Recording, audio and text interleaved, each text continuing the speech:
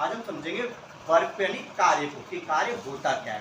वैसे इसका एक जो सिंपली जो फॉर्मूला होता है वो होता है W=F.S, ठीक है।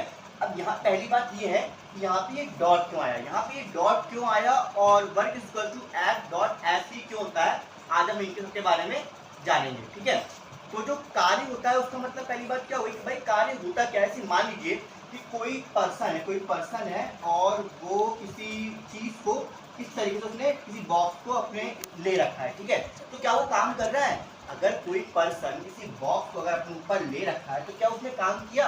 अगर आप उससे पूछेंगे तो वो आपसे कहेगा कि हाँ मैं बहुत थक गया हूँ, ठीक है। देखो मैं बस पहली बात बता रहा हूँ कि कोई पर्सन है, एक पर्सन है, उसने एक डब्बा अपने सर पे रख रखा है।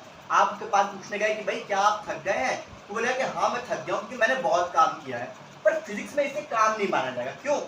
यहाँ पे फिजिक्स में इसे काम क्यों नहीं माना गया है? क्योंकि देखिए इसने यहाँ पे क्या किया, तो ये वर्क इक्वल टू F.S होता है, यानी F का मतलब क्या हो गया, यहाँ पे F होता है बल के बराबर।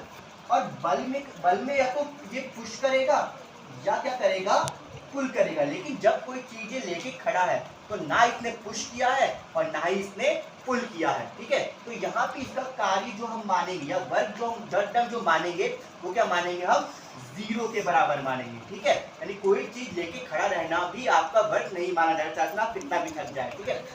वर्क एक्चुअली में क्या होगा, किसी की कोई पर्सन है, कोई सरफेस है, जैसे सरफेस उस पर कोई बॉक्स पड़ा हुआ है, ठीक है। अब एक पर्सन से धकेल के आगे ले जाता है, ठीक है। अब जब एक पर्सन इसे धकेल के आगे ले गया तो देखिए इसने कुछ डिस्प्लेसमेंट लिया, कुछ विस्थापन लिया और इस विस्थापन को लेने के लिए इसने कुछ फोर्स लगाया, ठीक है। तो ये फोर्स और ये डिस्प्लेसमेंट का जो डॉट प्रोडक्ट है वो क्या होगा, वर्क, ठीक है। यहाँ पे ये डॉट क्या क्या कर रहा है, ये डॉट यहाँ पे ये बता रहा है कि ये क्या है, स्केलर क्वांटिटी, यानी ये क्या है, अदिश गुणनफल है। तो अदिश गुणनफल होने के कारण क्या है, यहाँ पे इसकी कोई दिशा निश्चित नहीं है, ठीक है। सदिश जब हम मल्टीप्लाई में कुछ चीज लेते हैं तो उसमें दिशा निश्चित होती है, पर जब हमने यहाँ पे डॉट प्रोडक्ट लिया है तो यहाँ पे क्या है, दिशा निश्चित नहीं है, इसलिए क्या है, ये डॉट प्रोडक्ट में, ठीक है। तो वर्क एक डेफिनेशन लिख लेते हैं कि जब किसी वस्तु पर बल लगाया जाता है तो उस वस्तु में कुछ विस्थापन उत्पन्न होता है, ठीक है। यहाँ पे वस्तु पे बल लगाया गया तो वस्तु में बल का कुछ विस्थापन उत्पन्न हुआ और ये ए प्लेस से बी प्लेस पे आ गई, ठीक है। और तो पर होता है और पर लगाए गए बल के कारण उत्पन्न विस्थापन की अदिश गुणनफल। अब देखिए यहाँ पे हमने इसको अदिश गुणनफल कर दिया।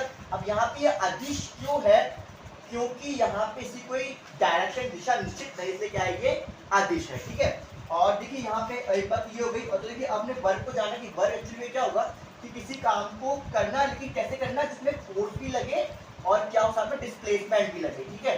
जैसे कि देखिए मान लीजिए कि पर्सन है, यहाँ पे ये 1 न्यूटन का फोर्स लगा रहा है, इस 1 न्यूटन के फोर्स के कारण ये 5 मीटर आगे बढ़ गई। तो उसने कितना वर्क डन किया, देखिए फोर्स क्या है 5 न्यूटन का और ये क्या है 1, डिस्प्लेसमेंट कितना, सॉरी फोर्स कितना है 1 न्यूटन का और ये कितना है 5, तो वर्क कितना डन हुआ 5 जूल, ठीक है। यहाँ से हमें ये पता चल गया कि जो वर्क की जो यूनिट होती है वो क्या होती है, जूल होती है।